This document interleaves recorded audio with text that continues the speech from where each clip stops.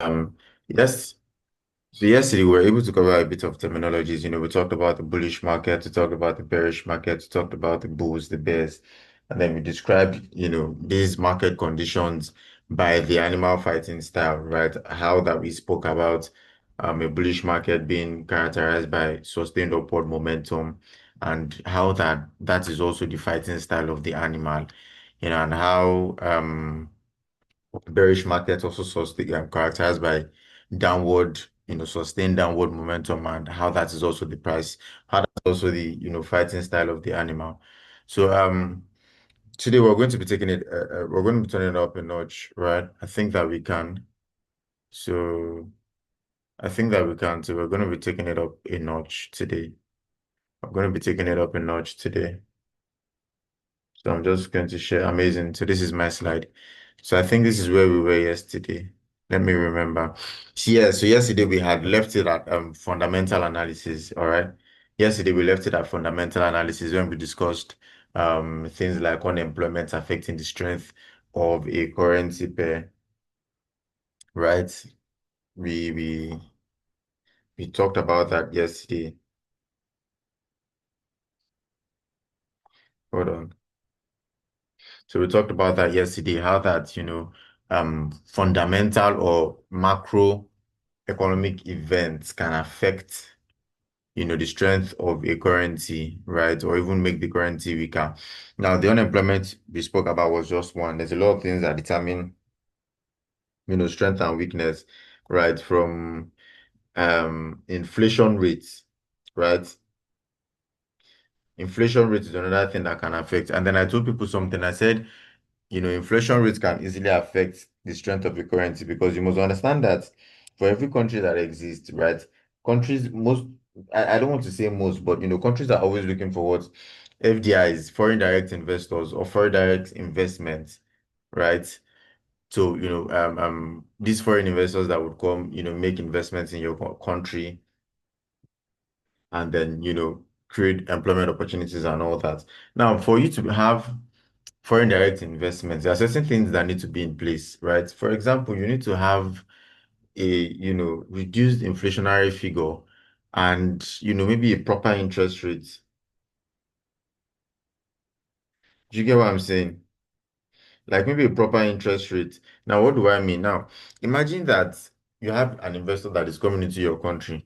Let's not even say the investor wants to do the most basic thing. The investor wants to invest.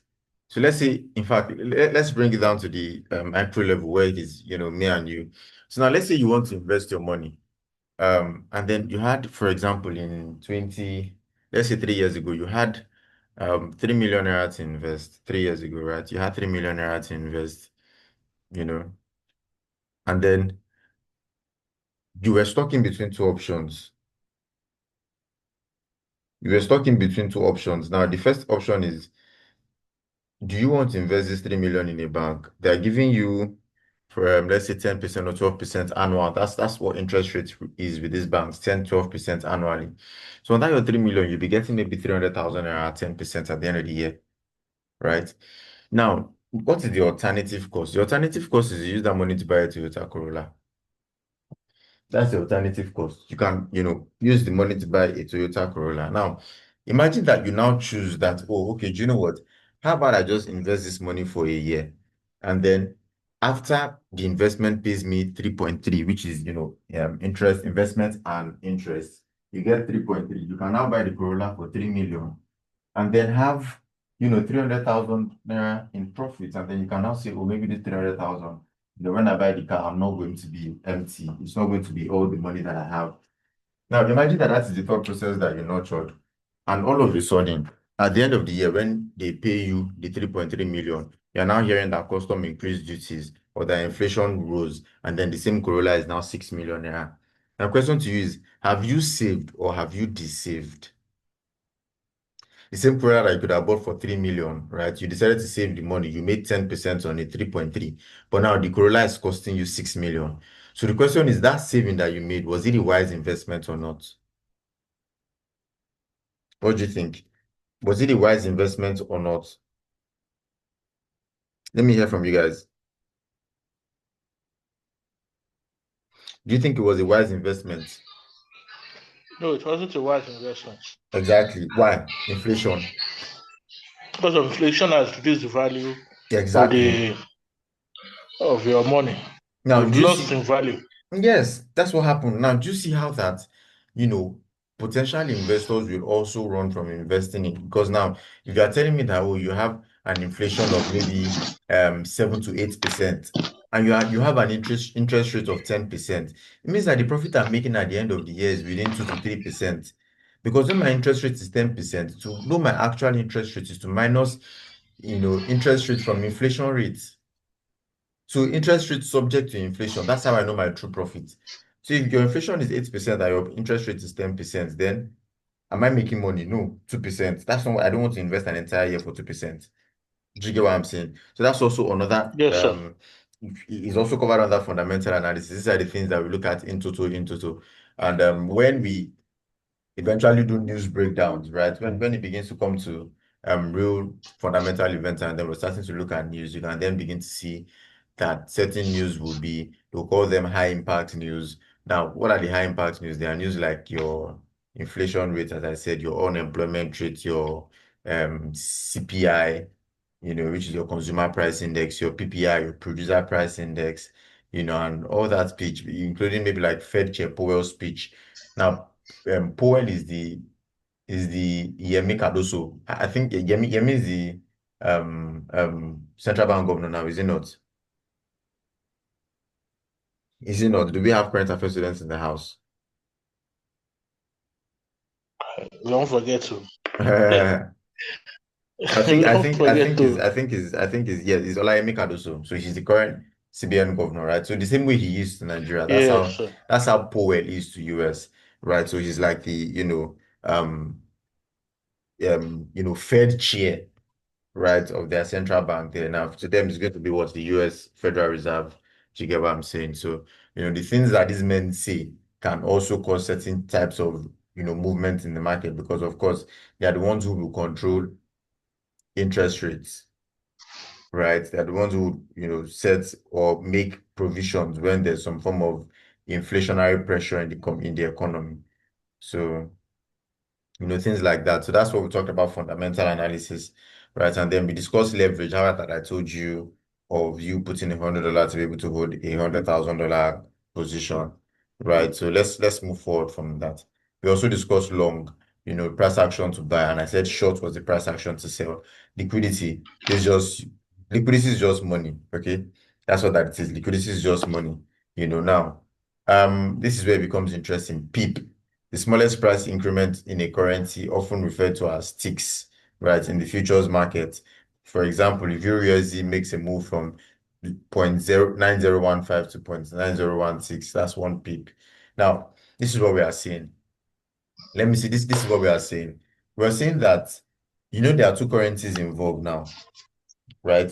When we say we are trading currencies, we made it clear yesterday that we're trading the currencies in what? Pairs. Yes. Do you get what I'm saying? Yes, sir. Base and quote. Yes, exactly. You got me now, based on quotes, right? Now, if we're trading based on quotes as currency pairs, this is what you must now understand. For example, Euro USD, those are two currencies. Now, if I now say, okay, you are trading Euro USD, you are trading the fluctuation in Euro USD, which one? Like, how can we now measure price movement? If Euro is gaining against the dollar, are you going to be measuring price movement in Euro or are you going to be measuring price movement in dollar? Do you see what that problem is now? Let me see if I can share a screen so that you understand what I'm talking about. Let me share my chart. Now, what I'm saying is when the market is moving, let's use the Euro USD for example. I'm going to show you very, very practical examples. In this class that what we're doing is practicals through and through. That's what we're doing, practicals through and through. So let me share. I'm going to leave the slide now and I'm going to share my charts. So if you can see the charts, just, let me know. If you can see my charts, let me know. If you can see my charts, let me know. Now, if you can see my charts, let me know. I can see. Okay, great. Can you comfortably see the price here? So small. It's small. Let me see if there's Zoom a, in a hold on. Yeah, little let me bit. see if there's a way. I usually, uh, Okay. How about now? I want to believe it's better now. Yeah, it's better. Okay, great. So now this is what you'd find. You see that this is 1.1651, right? That's the current price of what Euro USD. Now, do you know what I want somebody to do for me now? I need somebody to just open their browser and then check the current exchange rate for Euro to the dollar. Somebody just do that for me, please. Open your browser, check the current exchange rate for Euro to dollar. Check the current exchange rate for Euro to dollar. Somebody, anybody, just open your browser, check the current exchange rate for Euro to dollar, and then tell me what you see. Is anybody on it now, please? Do we have someone on it?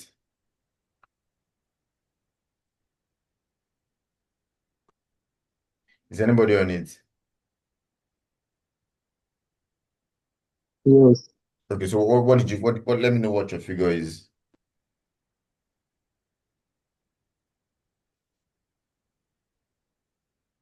Let me know what the figure that you see online is.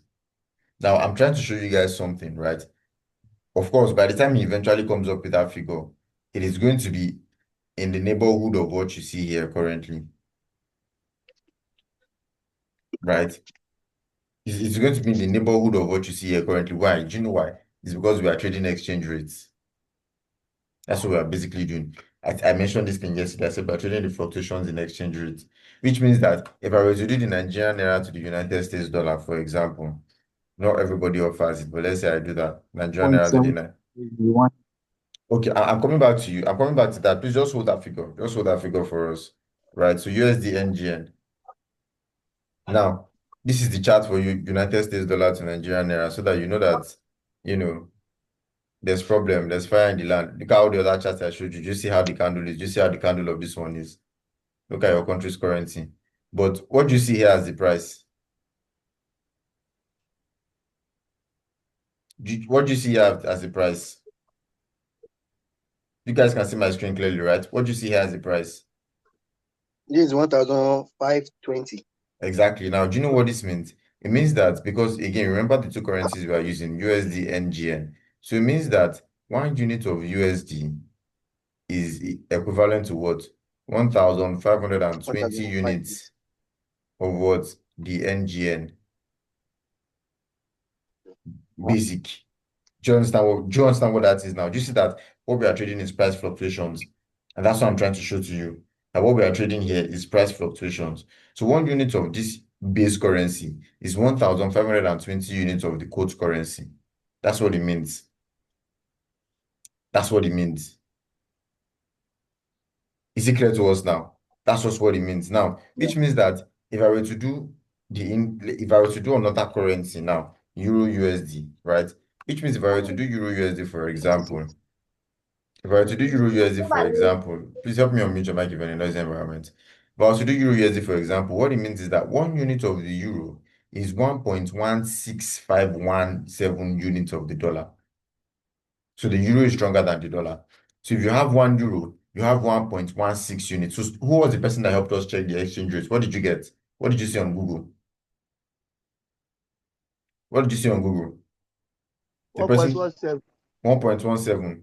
Now, do you see that 1.17 and 1.16? Do you see that is in the neighborhood of this here? It's just the now what this 1.17 is just the rounded up figure.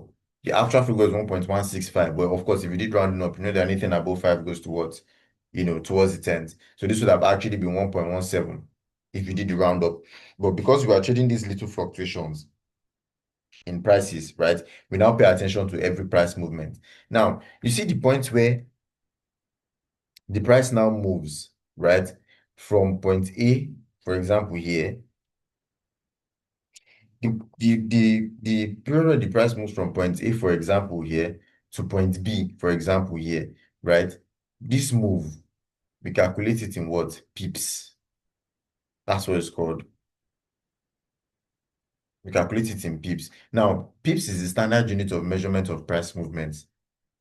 That's another terminology, very important one. In fact, we're going to almost dwell on that one for a bit today. Pips is the standard unit of measurement in price movement. Now, if I were to ask you, oh, You trek, let's say somebody said, let's not even say trek. Let's say somebody say, well, I drove from Lagos to Abuja, right? The first question people can ask you is, oh, how many kilometers was it? Do you know what? Kilometer is the standard unit of measurement for what? Distance. Do you get what I'm saying? Kilometer is the standard unit of measurement for distance. If you say you walk, people can ask you, oh, how many miles did you walk? Why? That's the standard unit of measurement for, the same distance, right? If you say, oh, the time is 1, people will be tempted to ask you 1 a.m. or 1 p.m. Of course, I know they can tell if it's 1 a.m., but like, if you have to attach specifics, 1 a.m. or 1 p.m. Why? A.m. and p.m. are the standard units of measurement of what? Time. So the same thing, right? The same thing here in Forex. So when we say price moves from point A to point B, how do we say it moves? We say, oh, it has moved maybe 10 pips, 9 pips, 11 pips, 20 pips, 13 pips. We will not say price has moved 50 kilometers. No. Do you understand? So for every price movement, it is calculated in pips. Right? So that's the terminology that we're going to be starting from today. That's the terminology we're going to be starting from today. We're supposed to go deep into it and then, show you the calculation of the pips. But I think that's going to be, let's see how much time we have in this meeting. Now, the first thing I want to ask is, were we able to sign up with the broker yesterday? Were we able to sign up? Were we able to sign up? We're supposed to do a bit of something, in concluding the terminologies. Were we able to sign up? Well, I hope, okay, cool. So I hope that we were. And then if we're not able to sign up, please, the link is still, posted on the community. Go ahead and sign up, create an account, verify your account so that at the end of this beginners class, we'll be looking for people who are willing and ready to, move ahead with the class, probably going to the intermediate or probably start to take signals, and all the stuffs. So yeah. That's what PEEP is. As you can see, this terminology that you see here, the smallest price increment in a currency, often referred to as ticks in futures. But of course, we're not trading futures, we're trading what currency pairs, right? So when price moves, right, when these exchange rates fluctuate, what we measure it is in pips. So what we are trying to catch is pips in this forex market. If the market is going to go to the downside, probably by 10, 20, 30, 40, 50, 60, 80, 100 pips, that's what you want to catch. So now I know that pips is not money. Like pips is not a currency. So soon we're going to be showing you how you can attach dollar worth to pips so that you know that, oh, when I catch 10 pips, this is how much I make. Or when I, catch 50 pips, when I make 50 pips, this is how much I make. When I lose 20 pips, this is how much I lose. Do you understand? So we're going to be coming to that. So let's just quickly finish the terminologies. Now, market order, I was going to show you guys all of this by, normal MT5 executions, right? So if we said you want to buy you at every point in time, you're either buying or selling, right? So the moment you press buy or sell, you've made an instant market order. Do you get what I'm saying? You've made an instant market order. So there's the stop and then there's the take profit. I explained technical analysis to you yesterday when I said technical analysis is just, that candlestick charts that you see, the one that I take you to show you prices, that's just, technical analysis. So technical analysis involves your ability to be able to read that, understand it, know what the candle is telling you. That's what makes you a profitable trader, your ability to understand what the candle is telling you. That's what makes you profitable, nothing else. Okay, so now let's talk about stop loss and take profits. Now, these are just tools in the market, right? That help you control your risk and they help you minimize, help you control your risk, minimize your losses, and maximize your profits. That's all. So, for example, let's use, I know we used the rice example yesterday, so let's just use the rice example today again. So, for example, imagine that you bought rice at 50,000. Now, let's say you bought to resell, you bought rice at 50,000. You're not telling yourself that you're not going to sell this rice that you bought until the price of rice is 75,000. So that when you sell that one bag, you'll be making what? 25,000 naira profit. But one thing you must know is after you've made that, provision that, oh, I'm going to be selling my bag of rice at 75,000, even though I bought it for 25. That way I'd have made 25,000 naira profit. Now, even though you bought it for 50,000, rather, you sell for 75, you make 25,000 naira profit. You can now say, alternatively, if after I buy this rice for 50,000 naira, instead of this rice to go to 75,000, rice is now coming down. Maybe because, you know, our president is finally working, right? So you cannot tell yourself that, oh, maybe if this rice goes to 40,000 naira, I will just sell it and cut my losses at 10,000, right? So what that means is you are willing to leave that business with a maximum allowed loss of what? 10,000. So the moment that you hear that price of rice in the market is 40,000, you just sell your own. You've lost what? 10,000 on that investment. Bad deal, and that's what it is, right? But you're not saying, oh, if this 50,000 now, if the price now becomes 75,000, I'd have made 25,000. So you've also made provision for what? Where you take profit. So now what that means is at 75,000, at 50,000 is your entry price, which is the price at which you bought the rice. 75,000 is your take profit because at 75,000 a bag, you would have made 25,000 naira profit. So 75, so when the market is 75,000, you can, if you close or if you have your take profit set there, it means that the market closes automatic for you while giving you what? 25,000 naira profit. Now, your stop loss, where you said if the market goes to 40,000 naira a bag of rice, just, I'll cut my losses short at 40,000. Because if I sell at 40,000 and then the market now, rice now starts selling at 30,000, I'll know that I have sold early, even though I took a loss, but I was able to come out of the market. I didn't take more than, expected, right? So now the moment you made provision that anything below 40,000, 10,000 naira below what you bought it, you just cut your loss. That's your stop loss. So it is an order to prevent what further loss based on the amount one can afford to lose per trade. So on that rice trade now, on that rice transaction, right, you only could afford to lose what 10,000 naira. And you stayed faithful to it. The moment rice hit 40K, what did you do? You sold. Did it pay you? No. But at least how much loss did you get? Just 10,000. Now imagine that you bought the rice for 50,000 and all of a sudden Nigeria became so good and now rice is selling for 11,000 naira. I know, I know, I know. I know you're probably saying, how now? But let's just assume, right? The rice is now selling for 11,000. What you would have lost would be what? 39,000 naira. You'd have lost 39,000 naira on a 50,000 naira investment, right? So the stop loss does what? It helps you, you know, prevent further loss. So the moment you enter the trade, you've made provision. You told yourself that, you know what, anything above this price, I'm good. I don't want to take any more losses. And you've also made provisions for profits, which is what? The take profit. So you claim your predetermined profit, right? So that means if I enter a trade, I might need to pull a board, but I'll show you on real chart. Means that if I enter a trade at points, at any point, my stop loss can be now. In fact, let me pull up the board so that I can explain this to you better. I'm going to pull up the board.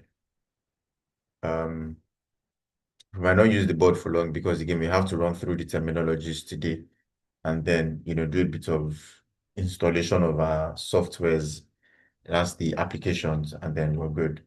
So tomorrow is going to be the last class, but now, if you can see my board, please acknowledge that you can see my board. If you can see my board, kindly acknowledge that you can see my board. If you can see my board, please acknowledge. Okay, maybe you might not be seeing it now. It's still loading the whiteboard, even for me. Even for me, it's still loading the whiteboard. Hold on. Okay. So do you see my board now? Do we see my board now? Can we see my board now? If you see my board, please let me know. You can unmute your mic. You can use the chat box. Do you see my board now? Anybody sees my board, please? We can see, sir. We can see the Awesome, board. awesome, awesome. Okay, cool. So this is what I'm saying. So let's say you bought rice 50,000 naira here now, right? You are saying if this price of rice rallies towards 75,000, you would have made the profit from what? Here to here, which is what? 25K, right? Now, you're not saying, but if this market now comes to what? Instead of coming down to this, going up to this 75,000, from this your entry price, if the market now does something like this to what? 40,000 here, you are okay with taking this loss of what? 10,000. Now, at the end of the day, do you know what that means? While you are risking 10,000 naira in loss, you are able to make what? 25,000 naira in profit. So now this 40,000 is what? Your stop loss. We represent it as SL. Now the 40,000 means you take a 10,000 naira loss. So this at price 40,000, which is equivalent to 10,000 naira loss, is your stop loss. And then at price 25,000, at price 75,000, which is equivalent to 25,000 naira profit, is your what? TP, take profit. Do you understand? So stop loss, take profit. Stop loss, take profit. Why? Because we are buying. If I had to invert this, right? Because I told you, I said money is made from what? Both the buying and the selling. Do you understand? Money is made from the buying. So in a bullish market, which is already, a market characterized by upward move, right? Your stop losses are below, your take profits are above. Now, in a bearish market, a market that is already selling, and then you're just trying to join the trend, if you eventually take a sell, right? Where will your entry be? Here. Your stop losses will be where? Above. Your take profit will be where? Below. Why? Because when you take a sell, it's because you are expecting the momentum to be sustained to the downside. So your stop loss is going to be above your entry here, right? And this is entry. Your stop loss will be above your entry and your take profit will be what? Below your entry.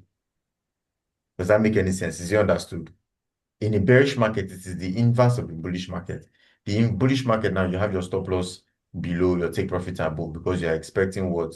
Sustained upward move. In the bearish market, you have your stop loss above, your take profit below. Why? Because you're expecting sustained bearish move. Hope that we get what I'm saying to you. So eventually I'll show it to you on the chart, but maybe when we start to run through actual candles and doing a bit of analysis, I'll show it to you on the chart. But that's also another tool, right? So that is how we manage that's how we manage our risk when it comes to trading. We predetermine how much every trade can take from us per time and the potential returns. Do you understand what I'm saying? So for every time that I take a trade, buy or sell, and I'm risking maybe $10 or $20 or $30 or whatnot, $100 or $1,000, I can almost anticipate what my potential reward will be. So I'm not going to be risking $10, right? Only to make $5 and say, oh, today is blessed. Doesn't make any sense that you reached more than you eventually made. So how do you stay afloat? If you are risking $10, you're probably looking to make what? $20 to $30. Do you understand what I'm saying? So now it means that you are minimizing your risk and you are maximizing your reward. Sometimes you can see people that use this $10, they'll make $50, some would make $100, some will make $200, depending on your skill set, right? But what are you doing? You are minimizing risk, you are maximizing reward. That's what it is. That's the circle of what you're doing. You're minimizing risk while maximizing reward,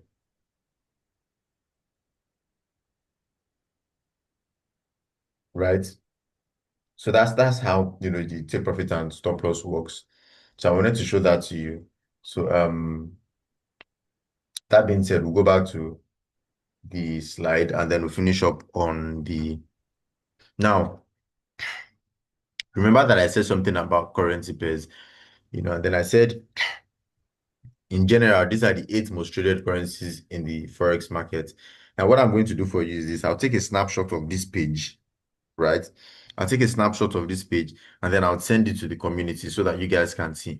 Because I understand that not everybody knows these currencies, but you must familiarize yourself with it. So I'm going to take a snapshot of this page and send it to the community so that everybody can see.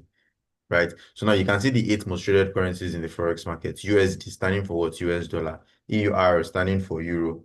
GBP standing for Great British Pound.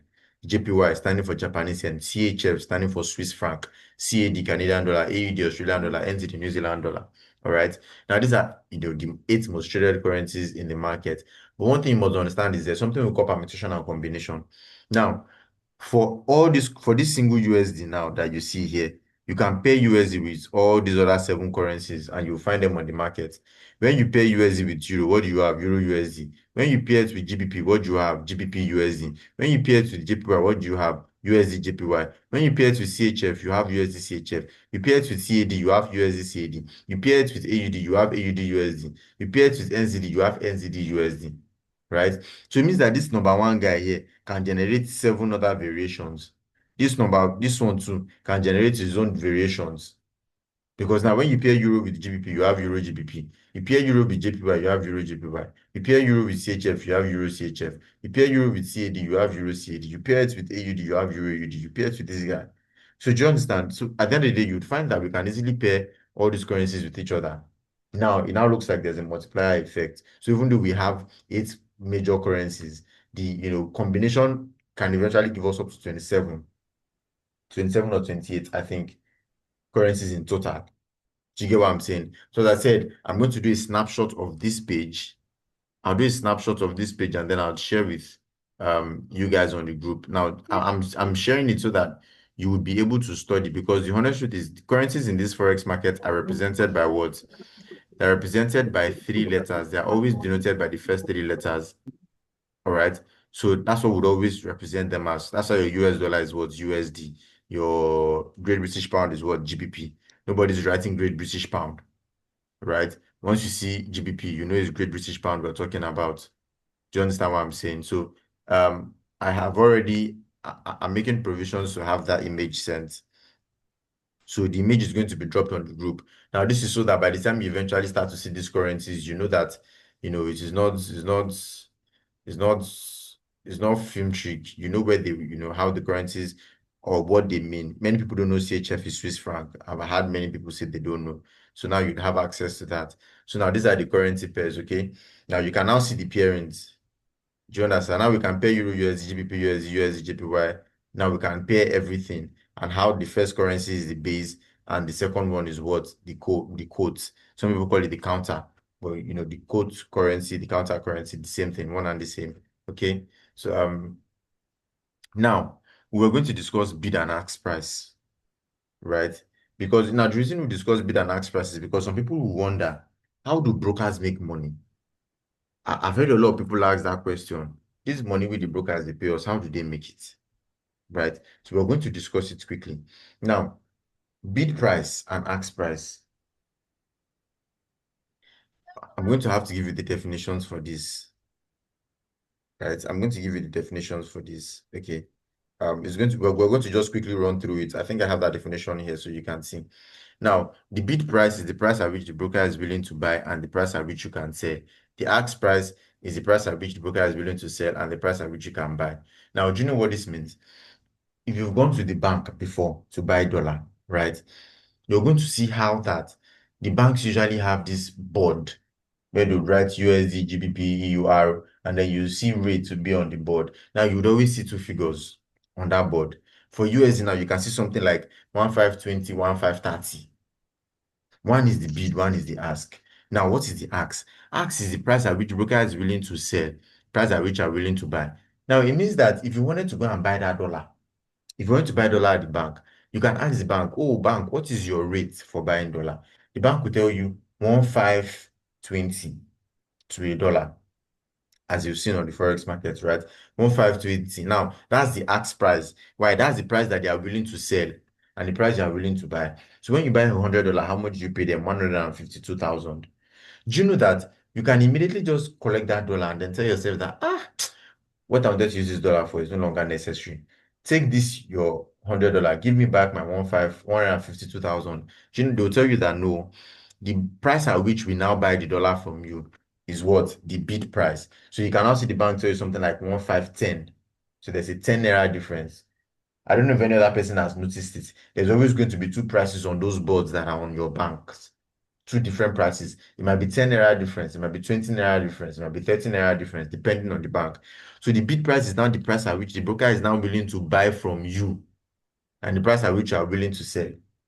So now when you wanted to buy from them, they give you what? The ask price. Now that they want to buy from you, they are giving you the bid price. So they are telling you that, we know we are the ones that sold it for you at 1530, but we want to buy it back like this now. We'll buy it at 1510. So they'll be making 10 naira on every single dollar. Right? Now, the difference between the bid price and the ask price, that 10 naira, is what is called the spread. That's what's called the spread. And that's how banks make money from your financial transactions. That's also how brokers make money from you trading. Now, I'll show it to you. I'll show it to you. Look at this here now. If you see this now, we have two prices. What's the bid? 1.2917. What's the ask? 1.2918. You see that there's a 1 pip difference between both, right? 2917, 2918. There's a 1 pip difference, right? That's the bid and ask price. So you want to buy, they'll give you this. You want to sell, they give you the other one. Do you understand? Now, the difference between these two is what we call the spread. And that is how your brokers make money. Those little spreads here and there, right? That's how they make money. That's how they make money. So now when you are looking for a broker, when you in trying to choose a broker, you are looking for a broker that has what? Tight spreads. Because imagine that I'm telling you that, oh, you want to buy dollar, I'll sell for you at 1,520. But if you want to sell for me, I'll buy from you at 1,4. Sorry, at 1,4. I'm making 120 naira on every dollar. When somebody else is saying, I'll buy from you at 1,510, even though I sold to you at 1,520. So if you see somebody that wants to give you the first deal and the one that wants to make 150 naira per dollar on your head, which one will you choose? Which one do you reckon you would choose? Which one would you reckon you would stay with? Let me hear from you. Which one would you rather stay with? The guy that is saying 10 naira difference, right? Or the one that is saying 150 naira difference? Which one would you rather, General do? difference. Thank you. Right. And that's how we pick our brokers. So when you're picking a broker, you're looking for a broker with tight spreads. What is spread? The difference between the bid and the ask price. That's your spread. Do you understand me? That's your spread. So the tighter the spreads, the better the broker because it gives you favorable market conditions. That's what it does. It gives you favorable trading market conditions. Right.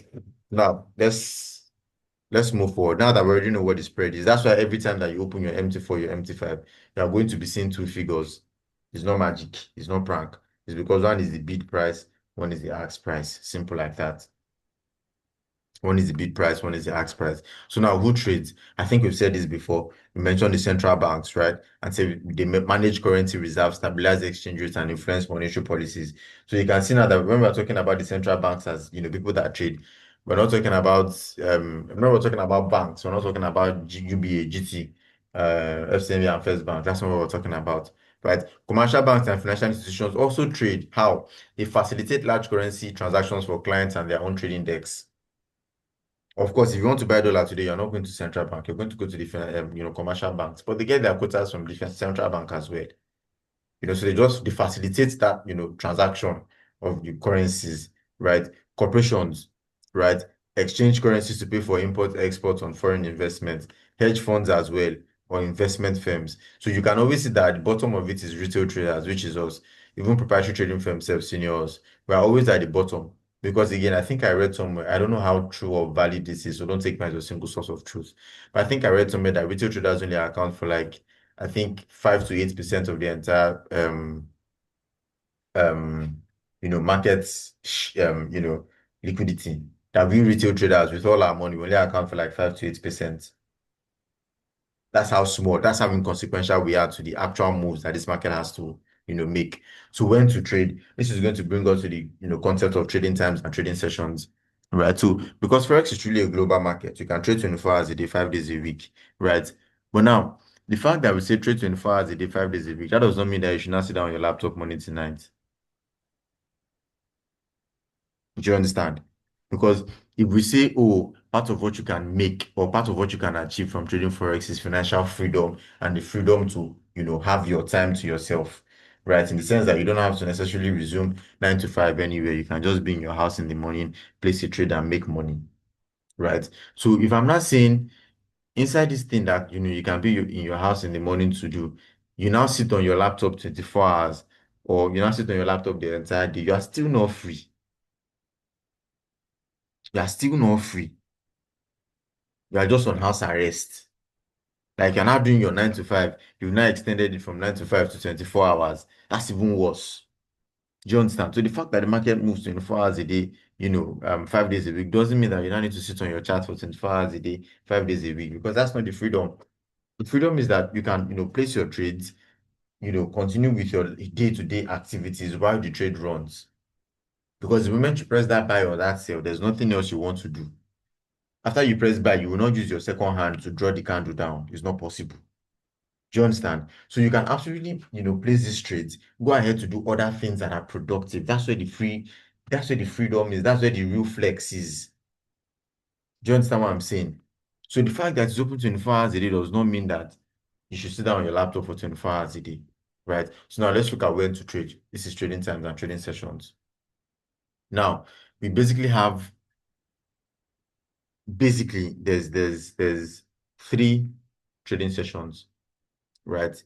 In the grand scheme, there's three trading sessions. Now, what are the three trading sessions? The London session, the New York session, and then the Asian session, right? London session, New York session, Asian session. Now, some people break that Asian session into Sydney and Tokyo, but these two account for what? Asian session still.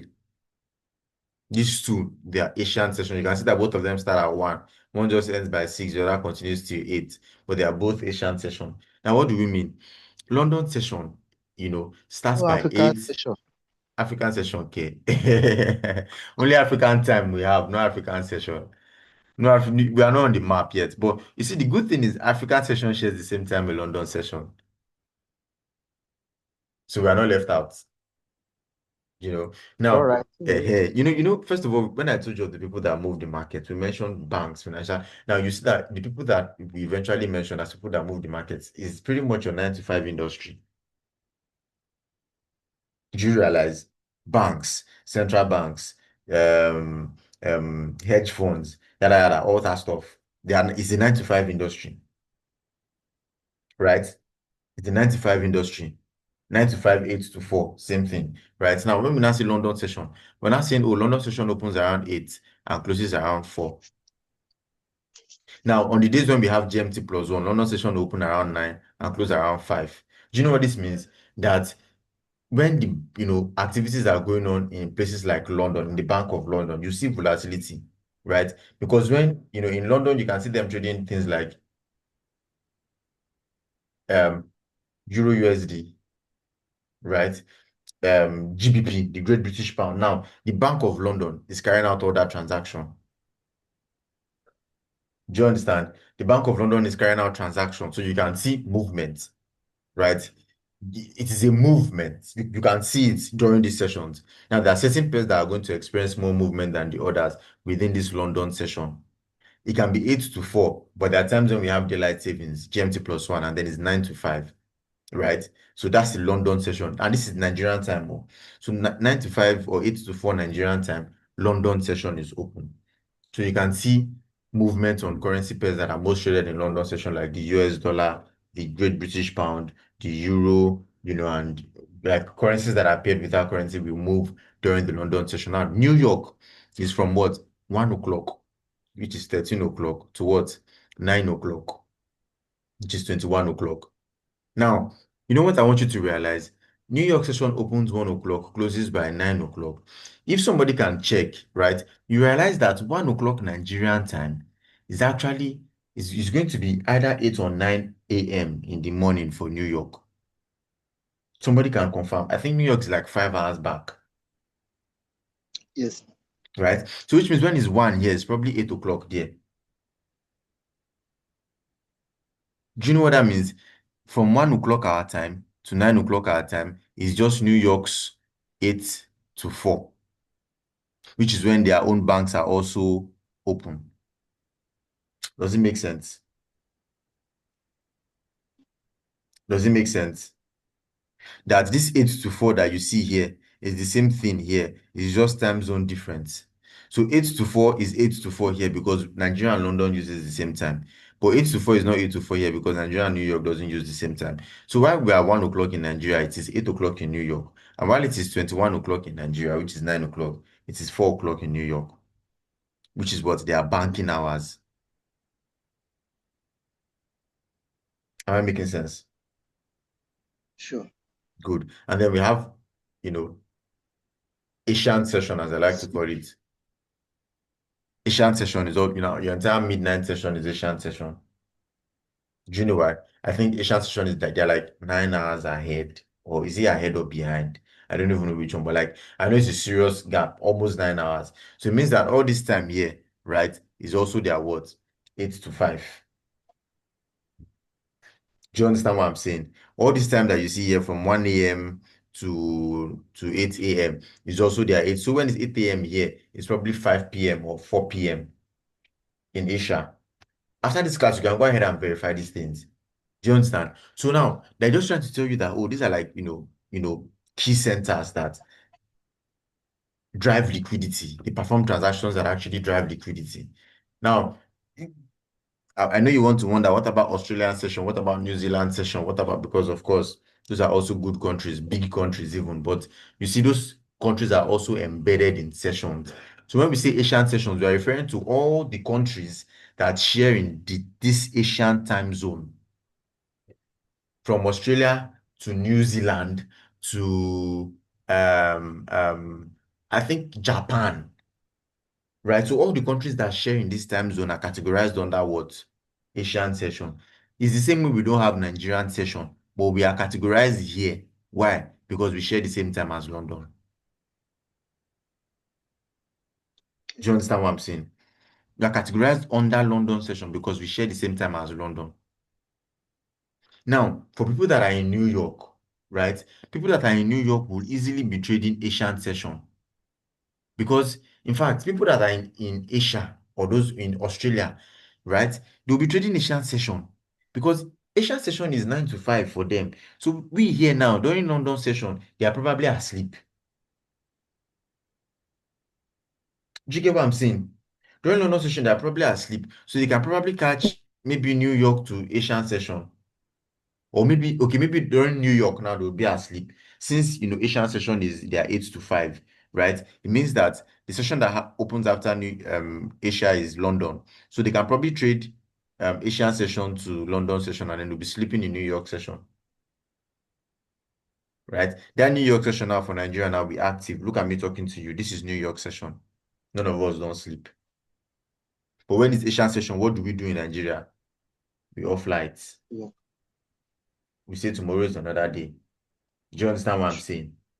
But these are just different 8 to 5. So when we say Asian session, it's not as if Asia is one big final. It's just that every country that shares in this time zone is categorized under Asian session. So Nigerian session is London session, right? Because we share in this time zone. So we also have New York session. Now in this New York session as well, I think New York and Canada has very, very similar times, which means that people in New York, Canada would be awake at this time and actively trading. Do you get what I'm saying? So there's a reason it's not Canada session. But Canada shares in this time zone. Do you get what I'm saying? I hope that this makes sense. Now, I'd want to share with you one last thing. We call it the session overlap because some people have asked me, in most of the market outlooks that we've done, they've asked me, when is the best time to trade? Now, as I've shown you, you can trade in any of these sessions, right, and make money. But now, when is it that you would most likely find volatility? You would find volatility between 13 o'clock to what? 16 o'clock every day. Do you know why? There is an overlap. Two sessions opened on each other. The London She's London and and New the York. New York. So as at 13 o'clock, London is still open. New York has woken up. New York has done what? Up and grateful. And then it has joined London, right? And both of them. So now there's a double pool of liquidity from all the countries that operate in these two, time zones, right? For at least 4 hours, right? From this time up until what? 4 o'clock London time. 4 o'clock London time, which is, also 4 o'clock our time. Do you get what I'm saying? Now, there's this overlap, there's this session overlap. So it's easy for you to see momentum come into this market around this time, between 1 to 4 p.m. every day. In fact, if you check most of the high impact news that you have in this market, especially on the US dollar, it happens between 1 to 4 p.m. Only on rare, not rare occasions, but like only on occasions where it's like a speech, maybe Fred Powell's speech, then it might now do it around 7 p.m. But usually, all the high impact news you see would happen between what, 1 and 4. Your NFP is what, 130, your CPI, 130. Maybe your PPI can be 230, your MOM can be 145. But like everything is going to happen between this window. So there's proper volatility in this market at this time zone. Do you understand what I'm saying? There's proper volatility in the market at this time zone. So now I've shown you the three different sessions: London, New York, and Asian. So forget this breakdown. Both of these qualify as what? Asian session. Now you can see it here now. The times when two sessions overlap are the most exciting, as it is then that you will find high volume being traded and maximum volatility, which presents opportunities, right? So that's what it is. So when somebody asks you the best time to trade, in as much as it may not be a pinpoint best time, because the best time to trade is when you see a trade. Do you understand? The best time to trade is when you see a trade, but when is the times that you most likely experience volatility between this session overlap? That's the best time you'll experience the volatility between this session overlap. Okay. So moving forward, we've discussed fundamental analysis yesterday, right? So, I mean, and then these are the forms of fundamental analysis that you have: economic analysis, political analysis, monetary policies, and then this was where we mentioned interest rates and all that stuff, So, yeah, we've already discussed this in details. And then technical analysis has to do with the candles. Now, of course, there's different types. Now, you have the candlestick chart, you have the line chart, you have the bar chart. This is pretty much how we involved. People started reading it from the line chart. Before I think that it was a Japanese guy that came up with the concept of the candlestick, and even then there was a Japanese candle, right? So this market has undergone modifications over time before you can now see the kind of candles that you see now. If you open your chart there, you see something we call the, I think, Renko candle. The Renko candle is slightly different from these normal candles, right? But I'm just trying to tell you that there has been an evolution. Some people still use the line chart. Make no mistake, depending on the strategy, especially the ones that say they are alchemists. That's the one that's training now. They still use the line chart sometimes. Do you understand what I'm saying? But like you can see that the same thing, like all the same price, but like all of us have decided to settle for candlesticks because they are easier to read, right? They are easier to read. So now this is going to be taking us into the intermediate. So I'm going to just backtrack a bit. And first of all, ask if anybody has questions. We're going to be going into the intermediate after this point. So I'm going to backtrack a bit and ask if anybody has questions at all. If anybody has questions at all. Does anybody have any questions at all? Anything you need clarity on? Anything you need clarity on? Anybody has questions at all? Anything you need clarity on? Is there anything you need clarity on? So today we've been able to discuss what? Still good here. Okay, so today we've been able to discuss a few more I'm still good terminologies. here. Okay, awesome, Lincoln, awesome. We've been able to discuss certain terminologies, right? Like your what's it called, PEEP, and then we define the PEEP as what the smallest increment or decrement in currencies, right? It is how price movement is measured. That's what the PEEP is. It is the unit of measurement for price movement or for difference in price. Do you get what I'm saying? So, and I mentioned that, when you want to measure distance, you measure in what kilometer. That's the same way when you want to measure price movement, you measure in what pips. So there's one more last thing in this beginner class that we're going to be doing tomorrow is what? How to get the dollar equivalent of the pips that you have made. So for example, if you make 10 pips or 20 pips, nobody collects pip. Pip is not an accepted currency, it's not a legal tender. So the question is, when you make 10 pips or you make 20 pips, how much does it translate into in actual dollars? Right, that's going to be the last one. I don't want to rush that one because that one involves a bit of mathematics. It's not for that mass, don't worry. And because it has to do with money, I'm sure that you people will get it. Because most of you are very, very good in math, but you don't even know it until it's time to just collect change. And before you know, especially all your conductors, before you know, they're giving you 100 naira, taking 500, giving you 300, and tell you your money don't complete. And then it takes you like 30 seconds to even process the math. And then when you finish, you realize that yes, your money don't complete. Right. So it's that kind of basic maths. Do you understand? But I don't want to rush it, knowing that we might not all, get it at the same wavelength. Right. So if we start to do it now, it's going to elongate the meeting. So we're going to do that lastly tomorrow. Okay. So a quick recap is, how we've talked about stops and talked about take profit. So stop loss is what makes you not lose your entire money in one trade. Because again, we first of all mentioned that we're not the ones that move the market. So at best, we are what? Speculators. We just try to make informed decisions. So we want to make sure that on the times that our decisions are not right, we don't lose the entire thing that we have. We don't lose all our entire equity, right? We want to make sure that on the times when our speculations are not right, we lose only little. And on the times when our speculations are wrong, we maximize profit. And I made the example with the rice, right? How that you bought it at 50,000, you want to sell, you want to, take, you want to resell it at 75,000 and make it 25,000 naira profit margin. But if you speculated wrongly and rice did not increase and it decreased, once it hits 40,000, you come out with your what? 10,000 naira loss. So you've kept your losses to a minimal, and then for every time you want to make profit, you want to maximize that profit, such that one profit alone is able to even cover two, three, four losses. And so when you now have one profit and no losses, you are in pure profit. Enjoy, right? So we've discussed all of that. We've discussed the currency pairs, and then we've discussed how they are combined, how that you can combine NZD with all these other guys here, how that you can combine AUD with every other currency here, how that you can combine CAD with every other currency here, right? And cumulatively, this thing has brought us to saying these eight most traded currency pairs can now eventually turn into 27 or 29 because of the number of combinations that exist, right? So we've been able to do that as well, and then yeah, I've made this picture available. We're going to drop it on the group. We've also done bid and ask price. So now you know the difference. You know how the brokers make money, right? The difference between the bid and ask price is your spread. Do you understand? The tighter the spread, the better it is for you. Do you get what I'm saying? The tighter the spread, the better it is for you. Now, I'd instructed that people downloaded MT4 and MT5. I just hope that we're able to do that, because after tomorrow's class, I would like that, there's probably going to be an offer for people that want to start trading live with us. Okay. There's going to be an offer for the guys that are ready and willing to jump into this thing. But at least I want to believe that with these two educations that you have gotten, when you hear of Forex outside, you're not going to sound like a noob. You're not going to be looking or moping like a newbie. Nobody's going to be able to sell you on, some cheap drama.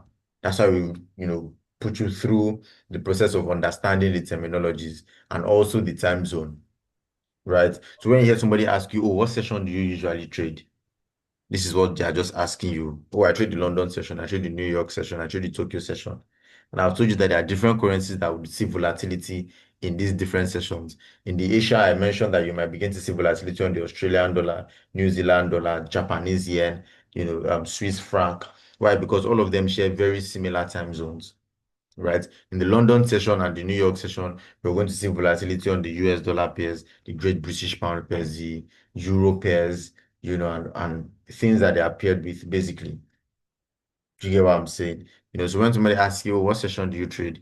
If you're somebody who trades between the hours of 8 to 4, tell them that you trade the London session. If you trade between the hours of 1 to 4, you see trade the London overlap, like you trade the London overlap, all right, the London and the New York session, whatever it is you choose to call it, right? But if you also trade purely the New York session between 1 o'clock to 9 o'clock, you know what that is now. Okay, so nobody can bamboozle you. All right. So that's what it is. So we've been able to run through these terminologies. Again, I urge you get your MT5 ready for tomorrow, where we'll be doing the pips and the actual trade executions. Even if it's a demo account, I'd encourage everybody to open tomorrow. So I need you to sign up with the recommended broker whose link is posted to the general community. Right. We had the link posted yesterday to the general community. So I need you guys to sign up with the broker, verify your account. Even if it's a demo account you can create against tomorrow's test. Right, so I want everybody to make an execution, a trade execution tomorrow. Tomorrow is Friday. So it's the last day. The market closes tomorrow by what? 10 p.m. Don't forget, 10 p.m. So I want us to be able to take our first trade. Everybody, I want us to be able to press buy and sell tomorrow. Right? Press buy and sell, see the consequences of your actions. After that buy and sell tomorrow, some of you will make money. Of course, it's going to be demo money. You cannot withdraw it, right? But some of you would make money and see how easy it is to actually make money, right? Some of you would also lose money. Don't be discouraged. The game is the game, you know. So I want everybody to have hands-on experience by tomorrow. That's what I want. Okay, so I encourage you, sign up. The link has been reposted. Sign up, verify your accounts, and let's meet tomorrow so that we can run through the lot size calculations.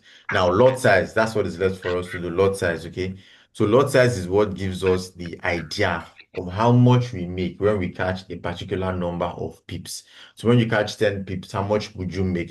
How much you would make would be a function of the lot size you used. When you catch or when were able to capture 50 pips, how much that translates to in dollars will be a function of the lot size that you used. All right, so we're going to be dedicating tomorrow fully to that, right? So if we have any questions today for the class that we've just, gone through, please, this is your time. Let's not take our time too much. This is your time. Any questions, observations, anything? Talk to me. Talk to me. Talk to me. Talk to me. Elevate. Yeah. What's the meaning? Can you please explain what swap is all about? Oh, okay, okay, okay. Yes. So when we talk of swap, we're talking of now, there's different types of traders. In fact, thank you for that question. It brings me back a bit. There's different types of traders. We have the day traders, the swing traders, and the position traders. Oh, yes, the scalpers, the day traders, and the swing traders. Sorry, my bad. Three types of traders: the scalpers, the day traders, and the position traders. So the scalpers are people that take, short-term positions, right?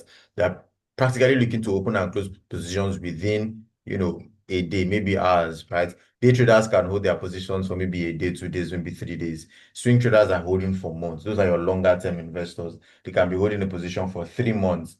Those ones have equity in their favor, right? So now, for a day trader that is probably looking, for a day trader, we just said you can hold your trade for a day, 2 days, 3 days, depending on how long it takes the market to get to your target. Now, for every day that the market, that your trade remains open, the broker charges you swap. Do you understand? So you open the trade today, you didn't close it today, the trade extends to tomorrow.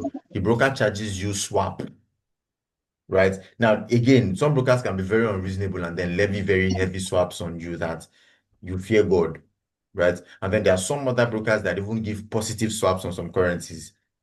Do you understand? You can hold your trade overnight, and instead of them to, maybe remove like $1 or maybe 30 cents, depending on the lot size that you use, they can now even give you $1. Like they would give you positive swap, which means for every day you hold the trade, they are adding $1 to your account. So some currencies have positive swaps, some have negative swaps. So the ones that have negative swaps, you're also looking for a broker that those currencies that have negative swap, when the trade slips overnight, you're not seeing minus $30 on swap. They'll probably just charge you a very, very, tiny fraction. Do you understand? That's what swap is. So swap is the charges that you incur for every time your trade stays a day. Do you understand? Because again, the broker is in charge of helping you maintain your order until you either modify or close it, right? So for every day that you go without closing your order, you are charged swap. Now, the swap can be positive or negative, depending on the currency that you traded, right? Depending on the currency that you traded. So I hope that answers it, Mr. Afolabi. I hope that answers your question. Okay, okay, okay. Yes, yes. So any other person with questions, any other person with questions at all, questions, observations, anything at all, Forex related, any questions, any questions, any questions? Please, good evening. Please, Yeah, concerning the hello, can I you hear hear me? you. I hear you. Talk to me. Yeah, please concerning the trading hours, Yeah, the Sydney, the Tokyo. yeah. uh, are there any high risk in trading during the empty hours? That's the thing. There's no empty hours. I'll take you back there now. So you see that there's no No, empty hours. yeah, yeah. There's no empty No, hours. in the London and New York, we have time overlapping. Yes. Within 3 hours, there is time overlapping where we can easily trade. Between one to So four. within it, Yes. as you can see, Sydney, yeah, as Sydney has two, let me say, two charts, which Sydney is doesn't start one from to one, no. six, and the No, other one is no, no, no. Look at the color coding. Sydney starts from what? okay, okay, Do you understand? 22, Exactly. You see that there's a color coding here okay, up until this point. So now there's an overlapping okay, okay, also. okay, See, yes, there's an okay, overlapping Sydney, okay. Tokyo, but we can categorize all of them under what? That's Asian right. session. Ish. So Okay, okay, there's no gap per se. So you can see that the color coding, this is where it started from, right? So while Sydney can end here, Tokyo ends here, but we categorize everything under what? The London, the Asian session rather. The same way we said inside this London now is Nigerian time. There's Nigerian session here because Access Bank self no small. Let's give ourselves some So, credit. So inside the London, there's the Nigerian session. Why? We share the same time zone. Do you get what I'm saying? Which means that if there was anything like a sure. Ghanaian session, it would still be inside here because Ghana is, I think, maybe 1 hour. Right? If there's anything like a Liberian No, session, it would be inside here. Why? The difference is just 2 hours. It's not like New York that is 5 hours. Do you get what I'm saying? Right. So there's no, if you look at the color coding, you can see that it started through here. Right. So all of this is the what Asian session. That's what it is. So it's just a breakdown of Sydney and Tokyo, all of them, Asian session. That's just what it is. That's what it is. I hope that answers you. Yeah, thank you. Okay. All Yeah, right thank then. you. All right then. To anybody with questions, any more questions? Any more questions? Any more questions? Any more questions? And Oh, yeah. okay, talk My to me. question, Yeah. my question, I'm just a little bit want to uh, divert a little bit. Can you please explain to me what do you know about this pop pen? I've been hearing about pop pen that Okay. Okay. yes.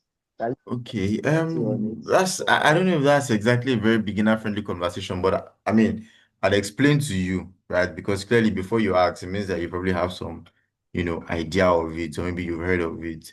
And again, information is the new wealth, right? So that somebody doesn't lie to you outside when you have us.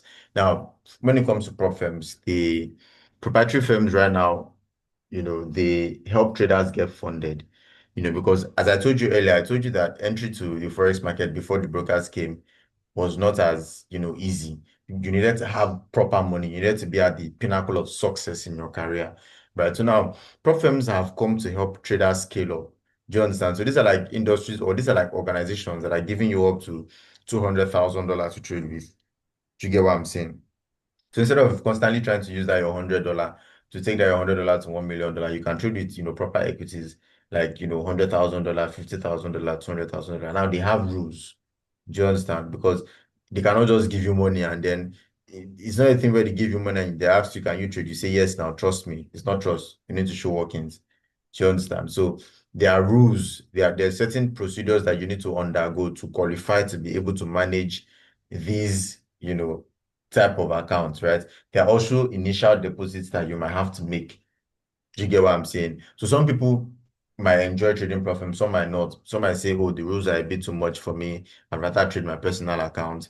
Some might say, oh, I'm not, I don't have a problem with the rules and X, Y, Z. So as we move on, for everybody that moves from this beginners to the intermediate class, as we've recommended the broker to you, we're also going to be recommending prop firms to you, right? To help you scale up faster. So in case you don't have, equity, not everybody might be able to do, a 10,000 or a $20,000 funding. Right. So if you don't have that much equity, you can always leverage on prop firms, go past their evaluation, as they call it, because you always have to show yourself that you can manage these equities. Right. So when you qualify, they then entrust you with certain amounts of money to trade. And then there's a profit split. You take your share, they take their share.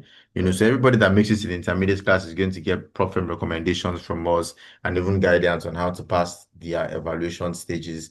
Right. So yeah, that's what the prop firm is. That's what the proprietary firm is. That's what the proprietary firm is. I hope that gives you clarity, Mr. Afolabi. I hope that Yes, gives you okay. clarity. Awesome. So any more questions? It's already 9:15. Any more questions? Any more questions?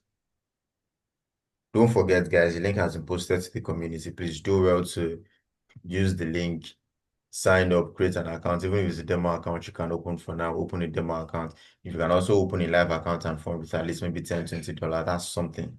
Okay. Open an account. Now I want us to be all set for tomorrow, right? Because when we start to do lot size calculations, I want us to do practical examples tomorrow. All right. I want us to do practical examples tomorrow when we start doing all the lot size calculations. Right. So I encourage you guys to have funds in your account. After tomorrow, you can then start to talk about real funds, right? And then talk about how you can leverage on our expertise to help you trade to profit and all that. But let's do something together tomorrow, okay? Let's do something together tomorrow. That's what I want. So, use the link, sign up, verify your account, and then let's meet tomorrow, same time as well. So again, one more chance. Any questions before we call it a night? Any questions before we call it a night?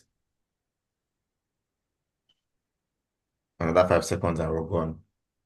5, 4, 3. All right, then in the absence of no questions, thank you guys for joining. Don't forget, as I said, our services still include the copy trading, mentorship, signal services. Of course, you're already having an insight as to what the mentorship would look like, right? If this is the free training, imagine what the paid one would look like, okay? Imagine how much value you stand to gain, you know. So the mentorship is available for only $100 one-time payment, right? I think that's current from 150,000 naira. You only get to pay that once, and it gives you access to all our other services. Copy trading is also available. I think a minimum equity of $200. You can leverage on the expertise of, our professional traders to help you trade to profit, right? If you're also somebody who's busy with a 9 to 5, but you're committed to the grind, you can leverage on our signal services as well. Take trades from time to time with proper detailed risk management templates and then make money with us. Again, as I would always say, internet ways of making money don't last forever. So I'd expect that you jump on this one and let's make the best of it. All right, guys, thank you so much for joining us again for another session. I'll see you tomorrow for the last class, same time, 8 p.m. Don't miss. Right, so let's come prepared, sign up, come with your MT4, MT5, and then let's make magic. See you guys tomorrow. Thank you. You're welcome. Bye bye.